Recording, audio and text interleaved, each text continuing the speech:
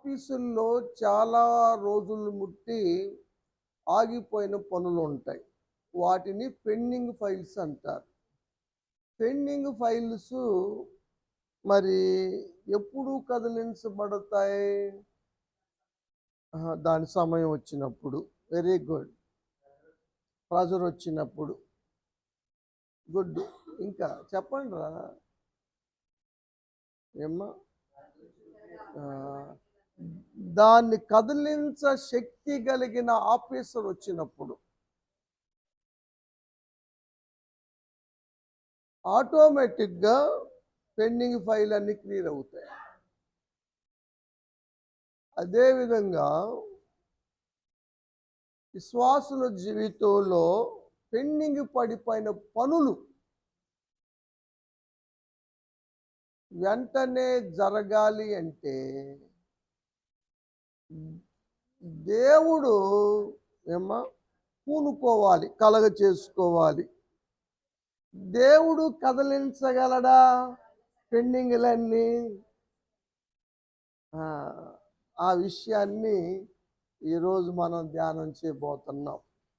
మా కుటుంబంలో ఉన్నటువంటి మరి పెండింగ్ పనులన్నీ కూడా దేవుడు త్వరగా సంపూర్తి చేయును గాక, వాటిని కదిలించును గాక.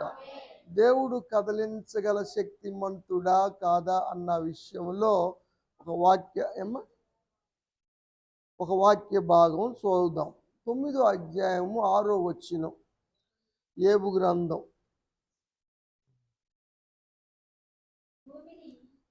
భూమిని దాని స్థలములో నుండి ఎవరైనా కదిలించగలరా? భూమి ఉన్న స్థానము నుండి భూమిని కదలించగలిగిన వారు, ఆకాశపు శక్తులను కదలించగలిగిన వారు ఎవరైనా ఉన్నారా ప్రపంచంలో? దేవుడు తప్ప ఎవరు చేయలేరు. ఆయన మాత్రమే భూమిని దాని ఉన్న స్థలములో నుండి కదలించగలడు. దాని స్తంభములు సైతం కూడా అదరచేయగలవాడు. దేవునికి స్తోత్రం. దేవుడు అంత శక్తిమంతుడు. దేవుడు తలుసుకుంటే ఏదైనా సరే కదిలిపోతుంది, జరిగిపోతుంది, నెరవేర్చబడుతుంది. మనం ఎదురు చూసినంత టైం పట్టదు, మనం అనుకున్నంత టైం పట్టదు కదా. ఇప్పుడు జయశ్రీ పెళ్ళి అనుకున్నాము, చేయండి ప్రార్థన అంది. ఇంతకుముందు జయశ్రీ ఫోన్ చేశారా? వాక్యం వింటానని ఫోన్ చేసింది. ఫాస్టింగ్లో ఉంది.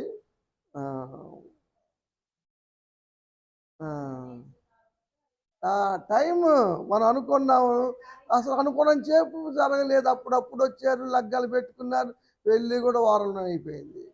గడి అంటే నేను చెప్పేది ఏమిటంటే, దేవుడు ఏదైనా చేయగలడు. దానికోసం మనం విశ్వాసంతో ప్రార్థన చేయాలన్నది ఈరోజు మరి మనందరికీ దేవుడు తెలియచేస్తున్న వర్తమానము. దేవుని శక్తిని మనం గ్రహించాలి. ఆయన కేవలము తన స్వరముతోనే దేన్నైనా కదిలించగలడు. గొప్ప అరణ్యాన్ని సైతం కూడా దేవుడు తన స్వరముతో కదిలించాడు. ఏ పర్వతాన్ని?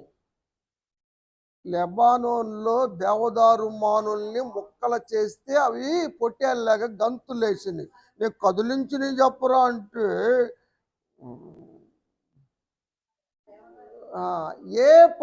ఏ అరణ్యాన్ని దేవుడు కదిలించాడు? కాదేశ్. ఇశ్రాయేలీలు కాదేశ్ బర్నియా నుంచి బయలుదేరారు కదా. కాదేశ్ అరణ్యాన్ని 29వ అధ్యాయం కీర్తన 8వ వచనం, దేవుని స్వరము అరణ్యమును కదిలించును. యెహోవా స్వరము పెద్దటువంటి కాదేశు అరణ్యాన్ని సైతం కూడా దేవుడు కదిలించాడు కదా.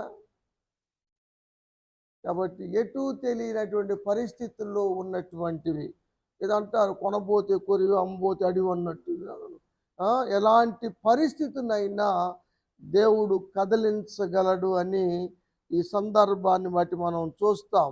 ఆయన స్వరము అగ్ని జ్వాలలు సైతము ప్రజ్వలింప చేస్తుందని కీర్తనకారుడు రాసినట్టు సంగతి మనం చూస్తూ ఉన్నాం. 12 సంవత్సరాలు ముట్టి తగ్గిద్దని ఎదురు చూసి స్వస్థతకై అలమటించినటువంటి రోగి, రక్తస్రావ రోగి జీవితము మనకు తెలుసు. ఉన్నదంతా అమ్ముకున్న తగ్గని రోగము, తగ్గని రక్తధార, మొత్తం పోగొట్టుకొని అంత ఖర్చు పెట్టుకొని ఏమి చేయటానికి పాలు పోని సమయంలో యేసు ప్రభువారు గురించి విని ఆమె తీసుకున్న నిర్ణయం మార్కు సువార్త 5వ అధ్యాయం 27 నుంచి చదువుదాం. యేసు ప్రభువారు గురించి వింది. ఆయన స్వస్థపరిచే దేవుడని, ఎన్ని సంవత్సరాల ముట్టి పేరుకుపోయినటువంటి రోగం వల్లైనా సరే బాగు చేయగలడని విని ఆయన వస్త్రం ముట్టుకున్నా చాలు నాకు స్వస్థత వస్తుంది, నేను బాగుపడతాను అనుకొని ఆమె బయలుదేరి వచ్చి యేసు ప్రభువారిని ముట్టుకుంది. ముట్టుకోగానే ఇన్ని సంవత్సరాలు ముట్టి తగ్గనటువంటి నివారణ కానటువంటి బాధ ఆ క్షణముల్లోనే నివారణ అయ్యింది. రక్తధార కట్టింది, స్వస్థత వచ్చేసింది. ఇప్పుడు యేసు ప్రభువారు అన్నారు, నాలో ప్రభావము వెడలింది. అంటే యేసయ్యలో ఉన్న ప్రభావము ఆమె యొక్క వ్యాధిని కదిలించింది, స్వస్థతను చేకూర్చింది. యేసు ప్రభువారు ప్రభావం కలిగిన దేవుడు, ప్రభావం లేని దేవుడు కాదు. ఆయనలో ప్రభావం ఉంది కదా. సువార్తలు రాసినటువంటి నలుగురిలో ఒక ఆయన డాక్టర్ ఉన్నాడు. ఆయన ఎవరంటే డాక్టర్ లోకా గారు. మరి డాక్టర్ గారు ఏం రాయాలి? నేను వైద్యము చేయటం వల్ల అందరూ స్వస్థపడ్డారు అని రాయాలి. కానీ ఆయన ఏం రాశాడంటే సువార్తలో తెలుసా ఏం రాశాడు?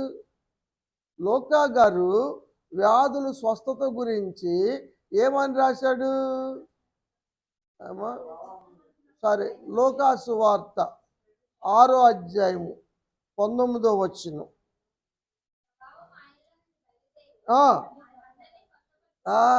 యేసు ప్రభువారిలో ఉన్న ప్రభావము అందరి రోగాల్ని స్వస్థపరిచిందని రాశాడు.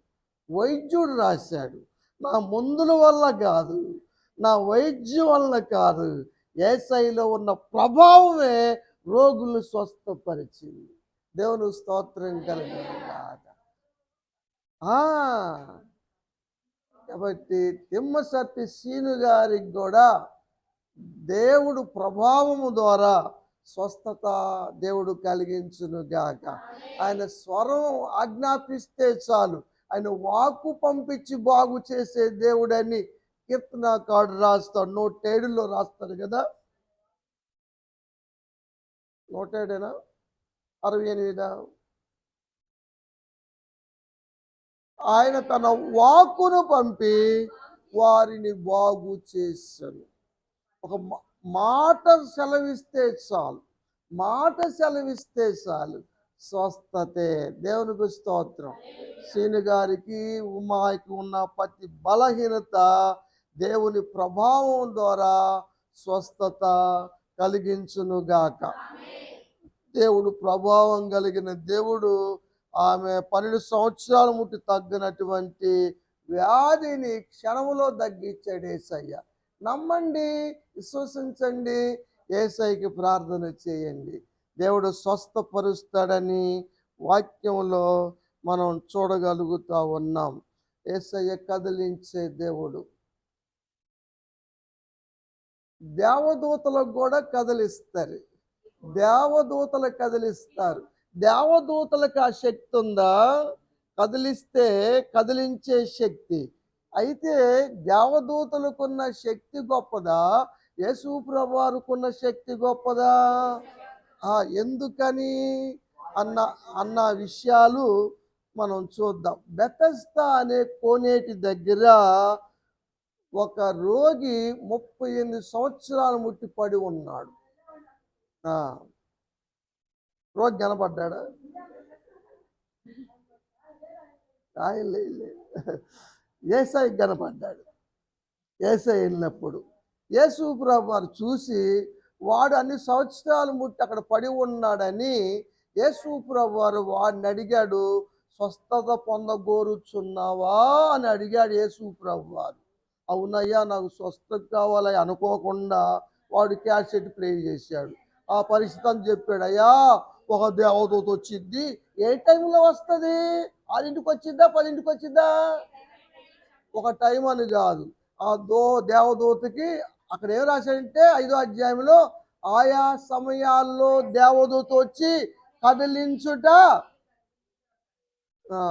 ఒక పద్ధతి. ఏదో ఒక టైం దేవదూత కుదిరిన టైంలో దేవదూత వచ్చి ఆ నీళ్లను, బెతెస్దా కోనేటిలో ఉన్న నీళ్లను అలా కదిలిస్తుంది. ఆ దూత కదిలియంగానే మొదట ఎవరైతే దాంట్లో దిగుతారో వాడికి స్వస్థత. దేవదూత కదిలిస్తే ఒక్కడికే స్వస్థత కదా. యేసయ్య ఎంతమంది యేసయ్యను ముట్టుకున్న వాళ్ళందరూ స్వస్థత పొందారు. దేవునికి స్తోత్రం కదా. అది కదలని బెతెస్దా అయితే యేసయ్య కదిలే బెతెస్దా. చూసి వచ్చింది రాధమ్మ గారు, వందనాలు. బెతెస్దా అంటే ఏందమ్మా? బెతెస్దా అంటే అర్థం ఏందో నేను చెప్పాను, ఇంతకుముందు చెప్పాను. బెతెస్దా అంటే అర్థం ఏందో చెప్పాను. బెత్తం ఒకటి ఏంట్రా, పిల్లలకి మత్తు మరుపులు వస్తున్నాయి. లోతు గురించి నేను అడగట్లా, అదేలేమ్మా. అవును, కనికరము అని అర్థం.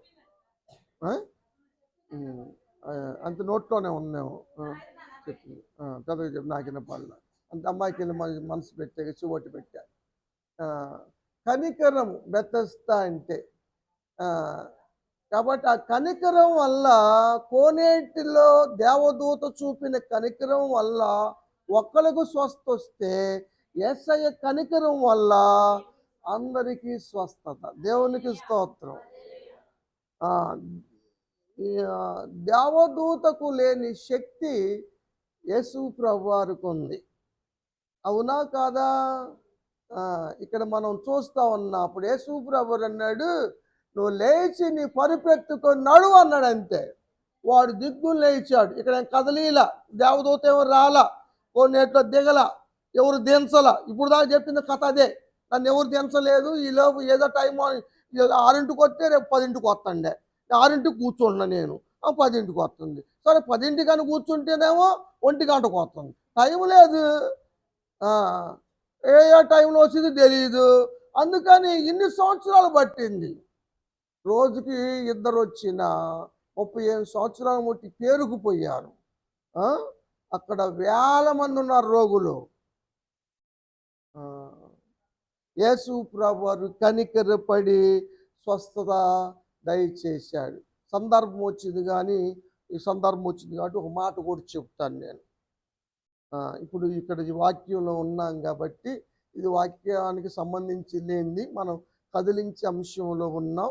అయితే ఈ స్వస్థత కలిగిన తర్వాత, ఈ స్వస్థత పొందిన రోగి ఎక్కడికెళ్ళాడు అంటే దేవాలయానికి వెళ్ళాడు. దేవాలయములో యేసు ప్రభువారు వాడిని చూశాడు. యేసు ప్రభువారు అని పిలిచి అంటాడు, ఇదిగో స్వస్థత నొందావు, జాగ్రత్త, ఇక పాపం చేయమాక. స్వస్థతలు ఇచ్చింది ఎందుకు? పాపం చేయమనా? ఇకేమి ఇష్టం వచ్చినట్టు బతకమనా? నీకు ఆరోగ్యం ఇస్తుంది ఎందుకు? ఎవరు చిత్త ప్రకారం వారు బతికేయండినా? దేవుడు చెబుతాడు, ఇంకా ఎక్కువ పాపం కలిగిద్ది, ఎక్కువ కీడుగు కలుగుతుంది. జాగ్రత్త. ఆ! కదా! ఆ! సాక్షిగా ఉండు. ఇక చేయమాక పాపం అని యేసు ప్రభువారు వాడికి ఒక హెచ్చరిక చేశాడు. ఆ విషయాన్ని మీకు నేను తెలియజేస్తున్నాననమాట. హ్మ్. ఆ! విషయం. ఏమ్మా? కాబట్టి మనమందరం కూడా దేవుడు చేసిన కార్యాలను బట్టి దేవుని పనిలో నిమగ్నం అవ్వాలి. మనం అనుకున్న వాటిని నెరవేర్చాలి, జరిగించాలి గాని ఇంకా అదనమైన పాపము చేసి దేవునికి దూరంగా ఉండి దేవుని పనుల మీద ఇంట్రెస్ట్ చూపుకోకుండా సొంత పనుల మీద ఇంట్రెస్ట్ చూపుకుంటూ ఉంటే అది ఎక్కువ పాపము కలుగుతుంది, ఎక్కువ కీడుకు కారణం అవుతుంది. ఆ సత్యాన్ని యేసుప్రభువు వారు తెలియచేశారు. ఇప్పుడు బెతెస్దా కోనేటిలో దేవదూత కదిలించింది. ఇంకా దేవదూతల ద్వారా కదిలించబడినవి ఏమైనా మీకు తెలిస్తే చొల్లండి. ఒక్క మాట చొల్లుడి. ఈడు తమిళనాడు వెళ్ళొచ్చిన కాడికి నాకు రుద్దాడు. వాక్యము కదిలించి, వాక్యం అంటే యేసయ్యమ్మ దేవుడు. నేను అడిగింది దేవదూతలు ఇంకెక్కడన్నా కదిలించినటువంటి సంఘటన మీ దృష్టిలో ఏమన్నా ఉంటే దాన్ని తెలియచేయండి అని. దానియేలు గ్రంథంలో అమ్మాయి చూసిందంట. ఏం చూసి? దేవదూత వచ్చి బలపరిచింది. కదిలి కంబలి చెట్టు.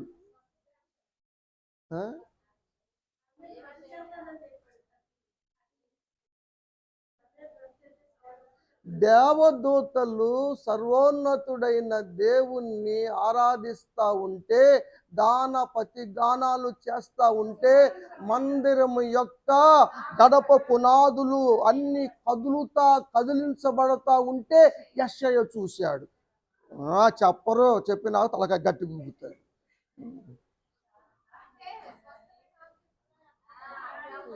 నేను స్వస్థత కాన్సెప్ట్ చెప్పలేదు. నేను ఎక్కడన్నా మీకు దేవదూతల ద్వారా కదిలించబడిన సంగతి ఏదైనా మీ దృష్టిలో ఉంటే తెలిస్తే దాన్ని చెప్పండి అన్న కదమ్మా. నన్ను కనిపించేమాగండ్రా.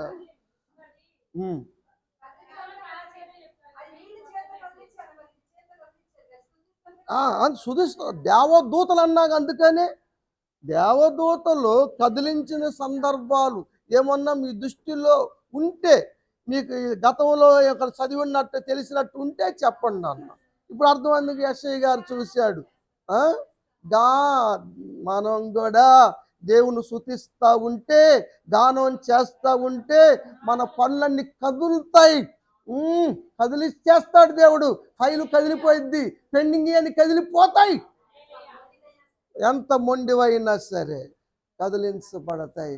ఆగిపోయినవన్నీ కూడా జరుగుతాయి అన్న విషయాన్ని ఇక్కడ మనం చూస్తూ ఉన్నాం. ఏమ్మా?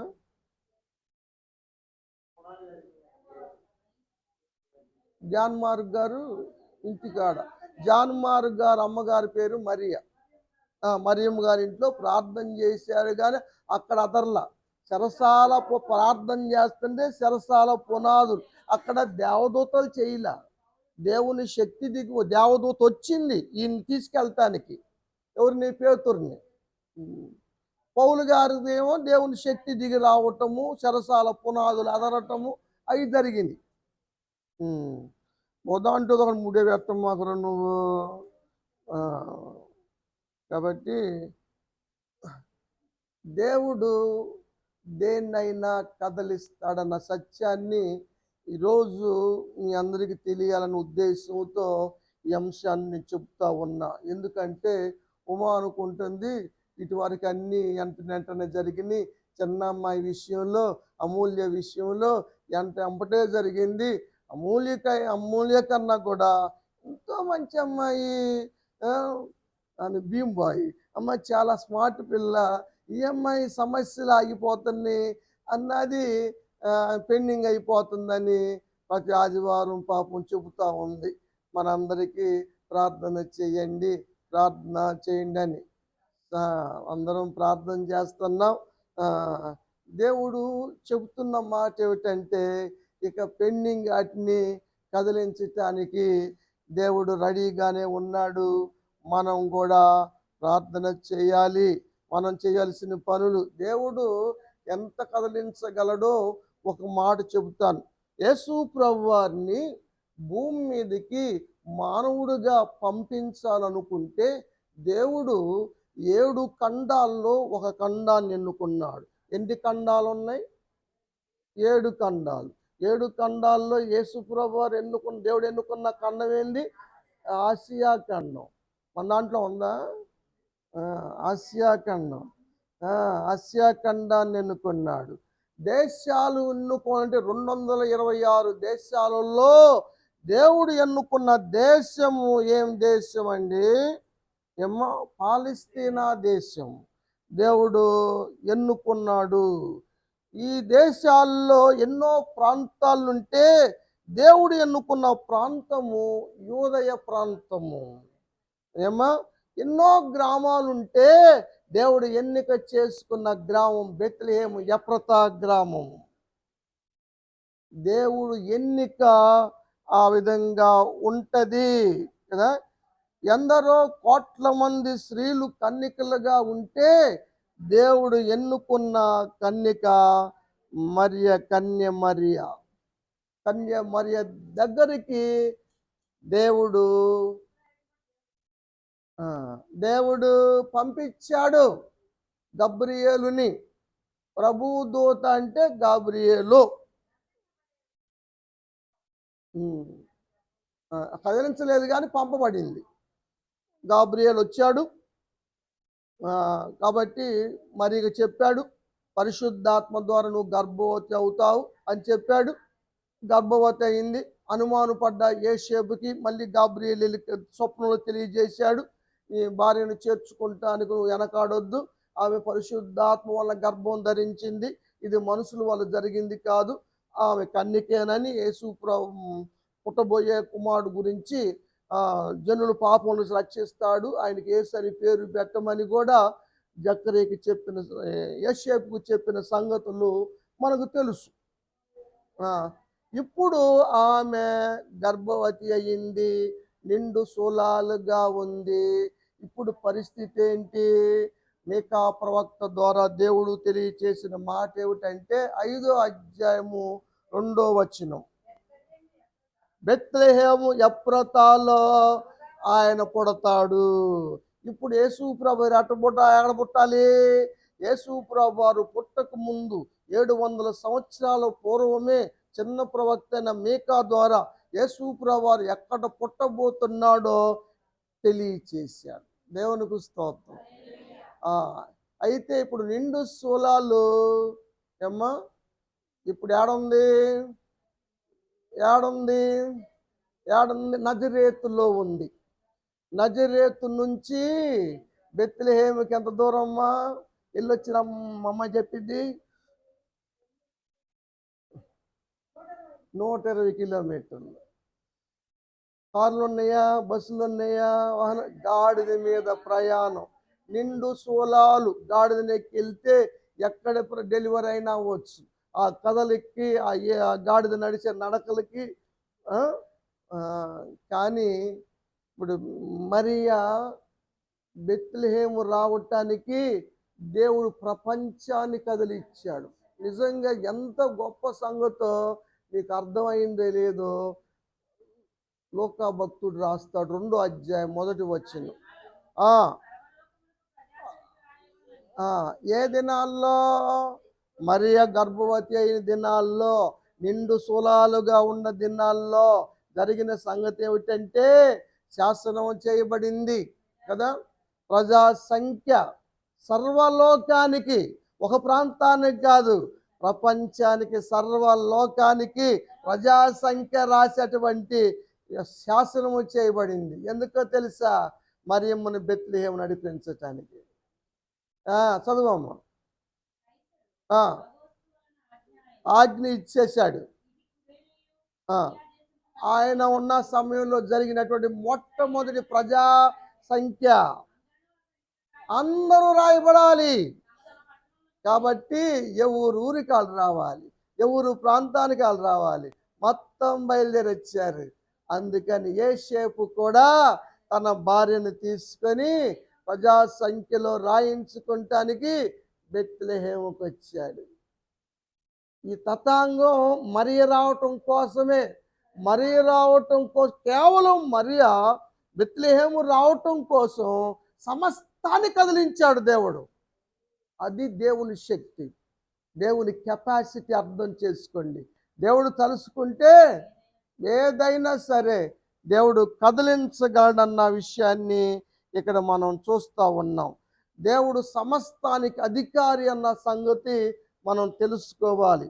అది తెలుసుకునేదాకా దేవుడు చేస్తాడు, దేవుడు చేయగలడు, ఏదైనా సరే అన్నటువంటి బుద్ధి మన హృదయాల్లో తప్పనిసరిగా ఉండాలి.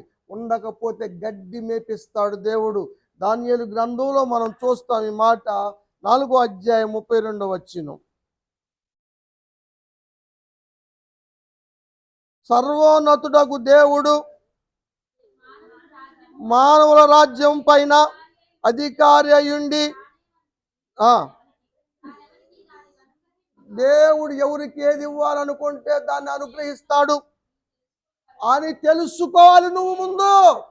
ముందు నువ్వు తెలుసుకోవాల్సిన సత్యం ఏంటంటే, దేవుడు ఇవ్వాలనుకున్నది ఎవరికి ఇవ్వాలనుకున్నా దేవుడే ఇవ్వాలి, ఆయన ఇస్తాడు అని నువ్వు తెలుసుకునే వరకు 7 కాలాలు గడ్డి మేస్తావు నెబుకద్నెజరు. దేవుడు మహద్దశిస్తే నా మనసులో అతిశయపడి గర్వించి ఏది చేయాలంటే అది చేశాడు. లెక్కలేనితనముగా విడిగా జీవించాడు. దేవుని భయం లేకుండా జీవించాడు. అందుకని దేవుడు గడ్డి మేపిచ్చాడు. మళ్ళీ మానవ బుద్ధి వచ్చింది. 34వ వచనం చూస్తాం మనం. ఏ కాలం గడిచిన పిమ్మట? 7 కాలాలు గడిచిన పిమ్మట మళ్ళీ బుద్ధి వచ్చింది, మానవ బుద్ధి వచ్చింది. ఆకాశం వైపు తిరుగుతున్నాడు. మన కనులు ఎప్పుడు కూడా దేవుని వైపు చూడాలి, దేవుని సహాయం కొరకెత్తాలి. మన కళ్ళు నెత్తి కొత్తం అంటే పైకి చూడటం అని కాదు అక్కడ అర్థం. కళ్ళు నెత్తికి రావటం కాదు, కానీ మన కన్నును ఎత్తి చూడాలి దేవుని వైపు. అప్పుడు చూస్తే మరలా తీసుకొచ్చి సింహాసనం మీద కూర్చోబెట్టాడు. ఎవరిని? నెబుకద్నెజరు రాజుని. బుద్ధి వచ్చేదాకా అట్లానే ఆ 7 కాలాల పాటు పెండింగ్లోనే పడిపోయింది. కాదమ్మా, 7 సంవత్సరాలే. 7 సంవత్సరాలు. సరే, 2వ అధ్యాయంలో కూడా ఒక మాట చెబుతాను. 21వ వచనం. దేవుడు ఏదైనా మార్చగలడు. కాలాలనైనా మారుస్తాడు, సమయాలైనా మారుస్తాడు కదా. అన్ని గమనిస్తూ ఉంటాడు, అన్ని చూస్తూ ఉంటాడు, మారుస్తూ ఉంటాడు. ఆయన దేన్నైనా కదిలించగలడు, దేన్నైనా చేయగలడు. చదువమ్మ. రాజులను నియమించగలడు, రాజులను తీసివేయగలడు. సౌలును తీసివేశాడు. అవిధేయుడై అవివేక పనులు చేసి, దైవజనుడు అంటే విధానం భయభక్తులు లేకోకుండా, దైవజన్ని మాట లెక్క చేయకోకుండా తృణీకరించి జీవించడం ద్వారా సౌలుని రాజుగా ఉండకోకుండా తీసివేశాడు కదా. దావీదుని రాజుగా నియమించినట్లుగా వాక్యంలో మనం చూస్తాము. ఆయన ఏదైనా చేస్తాడన్న విషయాన్ని మనం చూస్తూ ఉన్నాం. సౌలు చేసినటువంటి గొప్ప తప్పిదము దైవజనుడు రాకముందే కొన్ని పనులు చేయటం కదా.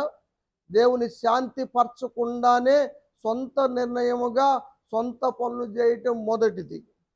రెండవది మేలు చేసినటువంటి దావీదుకి కీడు చేయ ప్రయత్నించాడు.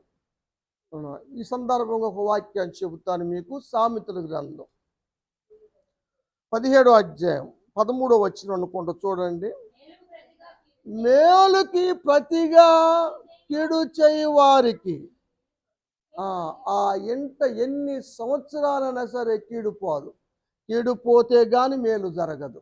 మరి ఆ కీడు ఎందుకు వచ్చిందయ్యా అంటే, మేలు చేసినటువంటి దావీదుకి, రాజ్యాన్ని నిలబెట్టిన దావీదుకి కీడు చేయటానికి బయలుదేరాడు సౌలు కదా.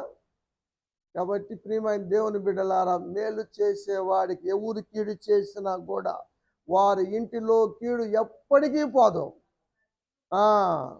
దావీదు చేశాడు కాబట్టి, అయ్యా కుమారుడా, నువ్వు అల్లుడిని అంటున్నాడు, అయ్యా కుమారుడా, నీకు ఉపకారం చేసే బుద్ధి నీకుందయ్యా, నువ్వు తప్పనిసరిగా రాజు అవుతాయా, దేవుడు దీవిస్తాడయ్య నిన్ను. అట్ట అనుకున్నవాడిని ఎంపడబడతావు ఎందుకు?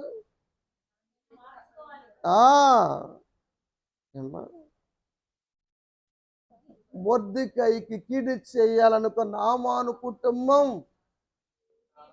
అయిపు లేకుండా పోయింది. దావీదు కీడు చేయాలనుకున్న సౌలు కుటుంబం అయిపు అది లేకుండా పోయింది. కానీ మొర్దెకై ప్రధానమంత్రి అయ్యాడు, ఎస్తేరు రానయ్యింది. దేవుడు కథలు ఇచ్చాడు కదా, పోస్టు ఖాళీ చేయించాడు. మరి వస్తీ పోస్టును ఖాళీ చేయించి మరి సాటింపేయించి మరి ఎక్కడో ఊరు మూలలో ఉన్నటువంటి ఆమెను శోషాను కోటకి రప్పించి వంతుల ప్రకారం పంపించి ఆ వంతు వచ్చినప్పుడు 12 నెలలో ఆమెను రాణిగా అభిషేకించాడు, దయ చూపించి కదా. దేవుడు చేస్తాడు. కాబట్టి మీరు గమనించాల్సిన విషయము, మనం ఎప్పుడైనా మన కనులు దేవుని తట్టే ఎత్తాలి. మన స్థితిగతులు మారుతూ ఉన్నాయని మనం అతిశయపడకూడదు. ఏ విషయంలో కూడా మేలు చేసిన ఎవరికైనా సరే మనం కీడు తలపెట్టకూడదు. అలా చేస్తే పెండింగులే ఉంటాయి. పెండింగు లేకుండా ఉండాలంటే దేవుడు కదలించగలడు, దేన్నైనా కదలిస్తాడు. కాబట్టి ఇప్పుడు అమ్మాయి వాళ్ళ ఇంట్లో ఉన్నటువంటి ప్రతి పెండింగ్ను కూడా దేవుడు కదలించును గాక. మరి ముఖ్యంగా ఎఫ్సి విషయంలో ఇప్పుడు చేస్తున్న జాబ్ కాకుండా మంచి గవర్నమెంట్ జాబును దేవుడు ఇచ్చును గాక. మంచి సంబంధాన్ని కూడా దేవుడు ఏర్పరచును గాక. ఎస్తేరుకి దేవుడు దయ ఎలా కలిగిందో, రాజుగారి దయ ఎలా కలిగిందో, మనుషుల దయ ఎలా కలిగిందో, ఆ విధంగా అమ్మాయికి అందరి దయ కలిగి ఉన్నతమైన స్థితికి వెళ్ళటానికి దేవుడు కృప చూపును గాక. దేవుడి మాట దీవించును గాక.